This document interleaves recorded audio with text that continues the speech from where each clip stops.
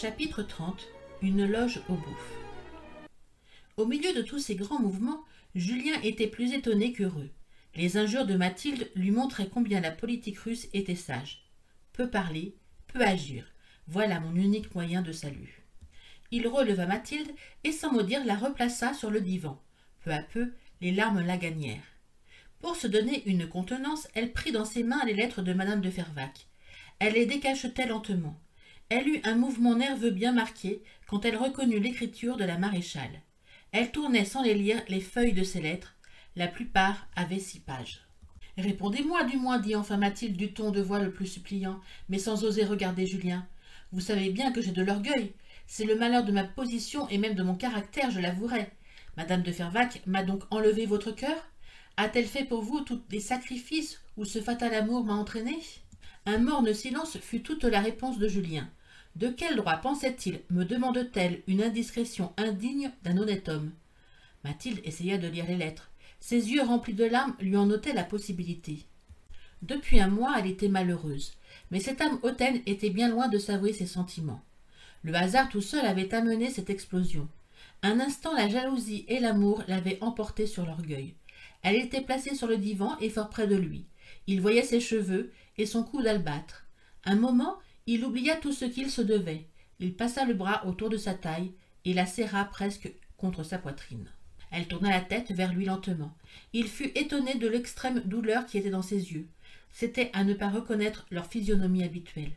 Julien sentit ses forces l'abandonner. Tant était mortellement pénible l'acte de courage qu'il s'imposait. « Ses yeux n'exprimeront bientôt que le plus froid dédain, se dit Julien, si je me laisse entraîner au bonheur de l'aimer. » Cependant, d'une voix éteinte et avec des paroles qu'elle avait à peine la force d'achever, elle lui répétait en ce moment l'assurance de tous ses regrets pour des démarches que trop d'orgueil avait pu conseiller. « J'ai aussi de l'orgueil, lui dit Julien d'une voix à peine formée, et ses traits peignaient le point extrême de l'abattement physique. » Mathilde se retourna vivement vers lui. Entendre sa voix était un bonheur à l'espérance duquel elle avait presque renoncé. En ce moment, elle ne se souvenait de sa hauteur que pour la maudire. Elle eût voulu trouver des démarches insolites, incroyables, pour lui prouver jusqu'à quel point elle l'adorait et se détestait elle-même. « C'est probablement à cause de cet orgueil, continua Julien, que vous m'avez distingué un instant. C'est certainement à cause de cette fermeté courageuse et qui convient à un homme que vous m'estimez en ce moment. Je puis avoir de l'amour pour la maréchale. » Mathilde tressaillit. Ses yeux prirent une expression étrange. Elle allait entendre prononcer son arrêt. Ce mouvement n'échappa point à Julien. Il sentit faiblir son courage. « Ah !» se disait-il en écoutant le son des vaines paroles que prononçait sa bouche, comme il eût fait un bruit étranger. « Si je pouvais couvrir de baisers ces joues si pâles et que tu ne le sentisses pas. Je puis avoir de l'amour pour la maréchale, continua-t-il, et sa voix s'affaiblissait toujours. Mais certainement, je n'ai de son intérêt, pour moi, aucune preuve décisive. » Mathilde le regarda. Il soutint ce regard, du moins il espéra que sa physionomie ne l'avait pas trahi.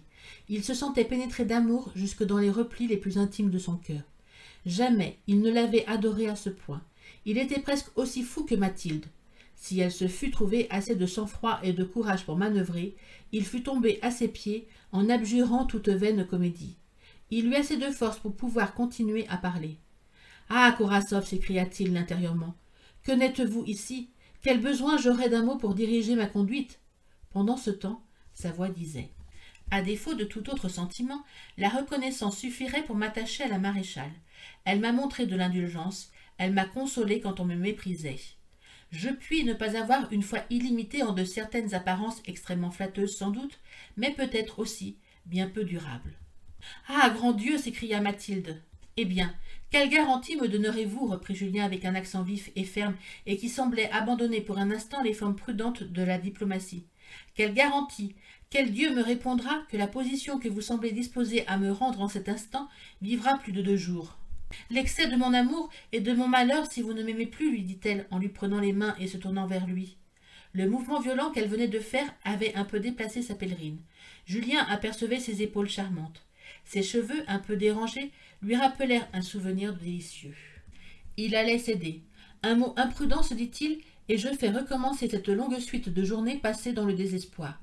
Madame de Rênal trouvait des raisons pour faire ce que son cœur lui dictait. Cette jeune fille du grand monde ne laisse son cœur s'émouvoir que lorsqu'elle s'est prouvée par bonne raison qu'il doit être ému. Il vit cette vérité en un clin d'œil, et en un clin d'œil aussi retrouva du courage. Il retira ses mains que Mathilde pressait dans les siennes, et avec un respect marqué s'éloigna un peu d'elle. Un courage d'homme ne peut aller plus loin. Il s'occupa ensuite à réunir toutes les lettres de madame de Fervaques, qui étaient éparses sur le divan, et ce fut avec l'apparence d'une politesse extrême et si cruelle en ce moment qu'il ajouta. Mademoiselle de La Mole daignera me permettre de réfléchir sur tout ceci. Il s'éloigna rapidement et quitta la bibliothèque. Elle l'entendit refermer successivement toutes les portes. « Le monstre n'est point troublé, se dit-elle. Mais que dis-je, monstre? Il est sage, prudent, bon, c'est moi qui ai plus de tort qu'on en pourrait imaginer. » Cette manière de voir dura. Mathilde fut presque heureuse ce jour-là, car elle fut tout à l'amour. On eût dit que jamais cette âme n'avait été agitée par l'orgueil, et quel orgueil! Elle tressaillit d'horreur quand le soir au salon, un laquais annonça madame de Fervaques. La voix de cet homme lui parut sinistre. Elle ne put soutenir la vue de la maréchale et s'éloigna rapidement. Julien, peu enorgueilli de sa pénible victoire, avait craint ses propres regards et n'avait pas dîné à l'hôtel de La Mole. Son amour et son bonheur augmentaient rapidement à mesure qu'il s'éloignait du moment de la bataille. Il en était déjà à se blâmer. Comment ai-je pu lui résister, se disait-il, si elle allait ne plus m'aimer? Un moment peut changer cette âme altière, et il faut convenir que je l'ai traitée d'une façon affreuse. Le soir, il sentit bien qu'il fallait absolument paraître au bouffe dans la loge de madame de Fervaques. Elle l'avait expressément invité. Mathilde ne manquerait pas de savoir sa présence ou son absence impolie.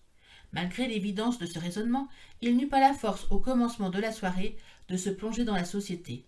En parlant, il allait perdre la moitié de son bonheur. 10 heures sonnèrent, il fallut absolument se montrer.